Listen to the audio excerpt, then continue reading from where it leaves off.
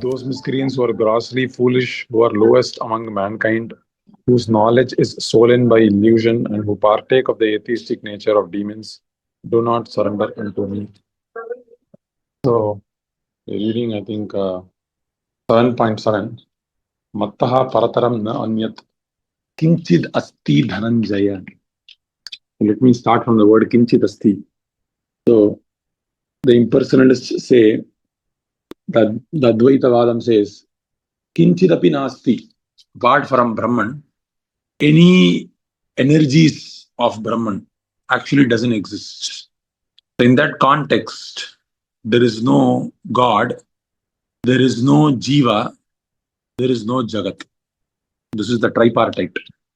There is Ishvara, there is Jiva, there is Jagat. Krishna, Ishvara is God, Jiva is the living entity, Jagat is the material world. So the Advaitavad maintains that Ishvara, Jiva, and Jagat, all of them are an illusion. Ultimately, the ultimate issue, Ishvara, Jiva, and Jagat are all an illusion. They don't have an existence at all in the ultimate sense. They are merely an appearance on Brahman. Brahman alone is true, Brahma Satyam. And whatever we see as Ishvara, as God, as Bhakti, even the Vedas for that matter, even the scriptures for that matter, they are in the ultimate issue. They are an illusion. They do admit the existence of these entities in the lower sense. So in that sense, it might appear that they encourage bhakti also. But in the ultimate issue, if you prod, then we will come to realize their ultimate philosophy will stand exposed, which is everything is illusory. Now, let us take, this is basically the tenet of Advaita. If you ask what is the tenet of Advaita, this is what is mentioned. Brahma Satyam Jagan Mithya Jivo Brahmaiva Naparaha iti Vedanta Dindimaha. Dindimam. The Dindimam means like you see, right? In olden days, whenever there is a news that is to be announced, a person takes the two sticks on a drum and then say dun dun dun dun dun dun dun, like that, right? This is called Dindima. So the Advaitins are saying, this comes from Adi Shankaracharya himself, Vedanta Dindimam. Dindima means this is the declaration of Vedantam. What is it? Brahma Satyam. Brahman alone is Satyam. Jagat is Mithya. And the Jiva, whatever you are calling the living entity, it is the same as Brahman only. The absolute truth. He is the absolute truth. Jivo Brahma eva na paraha. There is nothing else. This is Vedanta Dindimam. This is the declaration of the Vedanta. Now, keeping that ideal with this context of the shloka, if you analyze, Krishna says very clearly that the material energies are my separated energies. Bhumi, Rapa, Handala, Vayu, Kammano, Buddhi, Revacha. Ahankara iti me bhinna prakriti rashtada. Nowhere is the mention that this is mithya. This is the separated material energy. Krishna does not say Bhumi, Rapa, Handala, Vayu, Kammano, Buddhi, Revacha. This is an appearance on Brahman. No, Krishna says bhinna me prakriti rashtada. This is my bhinna prakriti. Spashtam. And the second, Apareya mitastvanyam prakriti vidhime param jiva bhuta mahabhaho edam dharyate jagat. And the jiva that we are talking about is also my spiritual potency, para prakriti. Apareya mitastvanyam prakriti vidhime param, my para prakriti. Again, no mention that this is an illusion, because the very spashtam, the word that is used is apareya mitastvanyam prakriti vidhime param. The word para is important here. Prakriti vidhi me param. Para means what? That which is non-material, that which is not subject to change. Vidhi me param. Jiva bhutam. Who is this para prakriti? Jiva bhutam. Not, there is no mention that jiva is a apparition. Apparition means it is maya. So now Krishna is telling in this shloka 7.7. What I just mentioned is 7.4 and 7.5. In 7.7, what Krishna is saying is, Krishna is talking about himself now. Ishvara. He's talking about himself. Mattaha parataram. There is no truth superior to me. Mattah parataram na anyat. Kincid asti. There is no truth. Whatever I have mentioned is existing. But if you take all these realities, nothing exists within the material energy or the para prakriti that exists superior to me. Mattaha parataram. What is this word parataram? What is the meaning of the word supreme? Very rasa vichar, tattva vichar. What does supreme mean? Because in the material conception, supreme means there is apple, there is orange, there is mango, there is banana. What is the supreme fruit? Whatever is the tastiest fruit is the supreme fruit. You can say like that. Correct? This is our material idea of supreme. But the Vedantam idea of supreme, the Bhagavad Gita idea of supreme, the Bhagavatam idea of supreme is very different. Is very different. It is not that there are many things, and Krishna is one amongst those many things, and amongst all those things, Krishna is superior. Just like I gave you the example of fruits, not like that. The way Krishna is supreme is that everything that exists owes its existence to Krishna. Understand? It's a very deep statement to make. Just like the pot owes its existence to the earth. Is it not? There is no idea of a pot without the existence of earth. A pot exists because of earth. It is the upadana karanam. And Krishna is not just the upadana karanam. There are two karanams. Upadana karanam. Does someone know the other karanam? I mentioned this many times before. Upadana karanam, and second is? Anyone knows? Nimitta karanam. Nimitta karanam, upadana karanam. The best example is a pot. To make the pot, the upadana karanam is the raw material ingredient. What is it? Earth. Correct? This is the raw material ingredient. And what is the instrumental cause? This is called nimitta karana. Right? The earth was always there, but the pot was not there. So earth is the material cause, agreed. But who's the instrumental cause who converted the earth into pot? That is the nimitta karanam, he is the potter. Okay. Now the sahakari karanam, all the people who are coming alongside, like maybe the potting wheel and all that, this is called sahakari karanam. Now Krishna is saying in this shloka that his energies are the material cause, and those energies are non-different from him. Okay.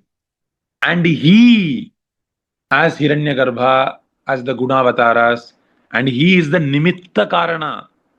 He is also the instrumental cause. He is the instrumental cause. So Krishna, directly or indirectly, in more sense indirectly, is the material cause and the instrumental cause. The whole material energy is Krishna's. And the person who is making this pot from earth to pot, that also is Krishna. The material energy is also Krishna's. Because something is related to Krishna, it is also Krishna. Non-different in one sense. But yet it is different. This is called achintya bheda bheda sambandham. We say the material energy is there. It is simultaneously different and non-different from Krishna.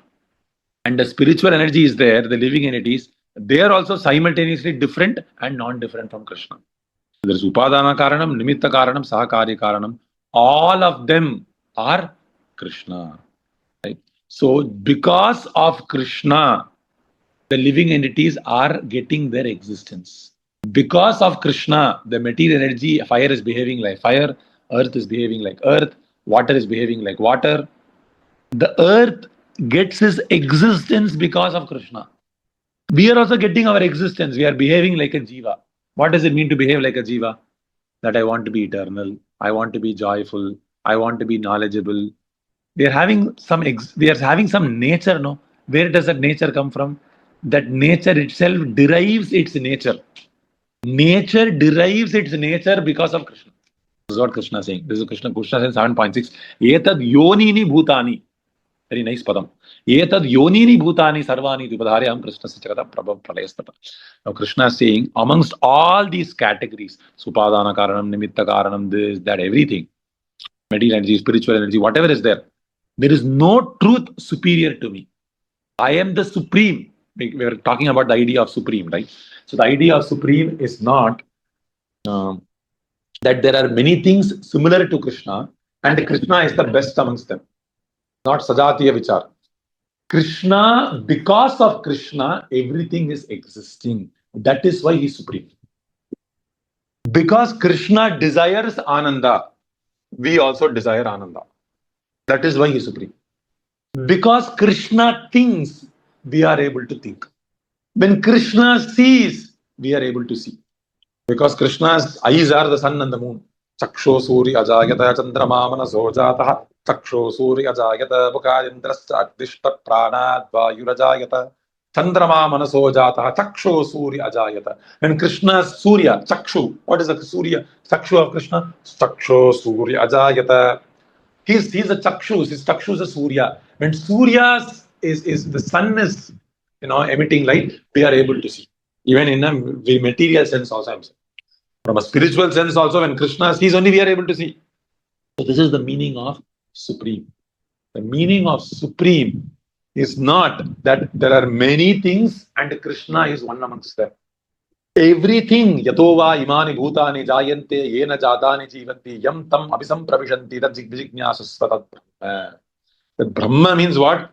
Everything is emanating from that only. This is Brahma. So the supreme means that there is no existence, there is no knowledge, there is no ananda that is outside of Krishna. Anything that we are conceiving of an existence, anything that we want to know, anything we want to enjoy outside of Krishna does not exist. This is the meaning of absolute truth. This is the meaning of absolute truth. The same thing, this expansion of mattah, parataram, nanyat, kincid, asti, dhananjaya is expanded as 4 shlokas in Chaturshloki Bhagavatam. Krishna is telling same things to Brahmaji. If you see something separate from me, Brahmaji, that doesn't exist. That doesn't exist. We see many things right now as if it had an existence independent of Krishna. That's why Krishna is saying, kincid asti mattah parataram na anyat. There is no truth superior to me. Now, Krishna knew that we would think Krishna is maybe amongst the many categories. Krishna is also like a human being, and he is the best human being, which is also true. Which is also true. He is the best amongst the human beings. That is true. Naresha, Narayesha. It is true. Naresh. But that is not a complete definition. The complete definition is Krishna is using a beautiful upamanam here. Mayi sarvam idam protam. The mayi word is very important. Ha, very nice word. Mayi. Mayi means in me. When you say mayi, in me means whatever is resting on Krishna is also existing. It is not maya. It is not mithya. It is not an imagination. One of the examples that is used, sorry if it is a little philosophical, but at some point we have to understand all these things. Like we can't simply be external. You have to go a little deeper what the acharyas have mentioned. So, very nice example that is given to denote mithya. There are 2 examples that are given. Okay, the Buddhists also mention this, the Advaitis also mention this. Horn of a hare. Has anyone seen a horn of a hare? No, there is no horn of a hare. Hare doesn't have a horn. But sometimes we talk of a horn of a hare, but actually it doesn't exist. Another example that is given is son of a barren woman. A barren woman means someone who is not capable of producing a child. Can that barren woman have a son? Not possible. Similarly, the Jagat also doesn't exist. Just like the horn of a hare doesn't exist.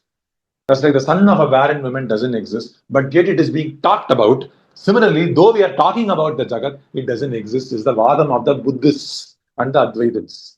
Both of them believe in the mithyatvam of the Jagat. Okay? But we are saying, Krishna is saying, using the word, this mayi destroys this whole argument down to crumbs. Krishna is using the word, this word mayi. Mayi sarvam idam protam. Mayi means what? There is me and there is what is resting on me. Both of them are simultaneously existing. Mayi, in me. Mayi, in me. Everything is existing. Mayi sarvam idam protam. Everything is resting on me. That means what? I am existing. Whatever is resting on me, that is also existing. The sambandham between me and whatever is resting on me, that is also existing. All these 3 things are reality. The jiva exists, the bhakta exists, that is also reality. Bhagavan exists, that is also reality. The bhakti between the jiva and the Bhagavan, that is also reality. Mayi sarvam idam protam. Protam means, protam requires a separate treatment, deserves a separate treatment by itself. There is something called otam, there is something called protam. Good example, I think I mentioned this before. Does anyone remember? This otam, protam. Where is the place? Huh? Dhotis. Very nice. Yes, thank you, Aryan. Yes. So otam, protam. Just like you see the dhoti, there is one part of the the garment, like the thread, the cotton thread that is weaved in one way, that is called otam. The other way, that is called the protam. Right. So just like everything, all the threads are resting on the dhoti. They're so interwoven that you can't see it separate. Similarly, Krishna is telling, mayi sarvam idam protam, which means it appears as if everything is functioning independently, as if I don't need to exist. The way material nature is working, as if it appears as if I don't need to exist. And that is where the scientists are concluding, why should there be God? Nature will act automatically and evolve by itself. That is the Krishna using the word protam. Why? It appears as if swabhaviki jnana bala kriya. Swabhaviki. It appears as if it has independent power by itself. Swabhaviki jnana bala kriya. But parashakti vidhiva shriyade. But this is my shakti. Anyway, so everything is resting upon me, inextricably connected to me. Sutre mani-gana. Sutre mani-gana. So sutre mani-gana I'll maybe cover tomorrow. But important to understand that how everything is so connected to Krishna. Sarvam idam protam. Everything is so connected to Krishna, inextricably connected to Krishna. So we must understand from this shloka, to summarize, what we can realize is the living entities are real, they are not maya. The material energy is real, they are not maya. The idea of supreme is not that Krishna is one amongst the living entities. The idea of supreme is not Krishna is also another transformation of Jagat. Krishna is not the transformation of manas of someone. To do vichar, we can go with do vichar like really to so big extent. Because Krishna is saying he is the Lord of the manas. Manas is the material energy. So one cannot say, atheists cannot say, I feel some sentiment, the atheists are feeling some sentiment towards God. That only is Krishna's existence. You can't say that. Because that is an extension of the manas. That is the extension of the manas. But Krishna is saying, I am not that material energy. I am supreme. I am the source of this material energy, Krishna is saying. Nor is Krishna maybe a fascination of the buddhi of someone. That also is not Krishna. Right? So from this shloka, we can understand what is Krishna, what is not Krishna, what is Krishna's energy, what is the relationship between Krishna and Krishna's energy, the reality of both Krishna and Krishna's energy, the reality of the relationship between Krishna and Krishna's energy. Right? Krishna is true, Krishna's energy is also true, and the relationship is also true. And Krishna's energy is not Krishna. That is more important to understand. And eventually we will realize, because of its connection to Krishna, its nature in one sense is qualitatively non-different. But yet, this energy is not Krishna. In this way, this 4, 5, 6, 7, if we realize it very nicely, this Purna Sambandha Tattva Jnanam will arise in our heart. And we will not confuse. Tattva Brahmam will not happen. Bhakti Vinod Thakur says, one of the reasons why we are finding very difficult to pursue spiritual life is Tattva Brahmam. Tattva Brahma means to think the Jiva as Jagat, Jagat as Krishna, Krishna as Jiva, Krishna as Jagat. In this way, we have Tattva Brahmam. Because it's Tattva Brahmam, the Nishtha for Bhakti doesn't take place. So, how to overcome Tattva Brahmam? Tattva Jnanam. What is Tattva Jnanam? 7.4, 5, 6, 7. We'll stop here. We'll again elaborate on 7.7. Sutre mani-gana iva. Stop here. Any questions or comments?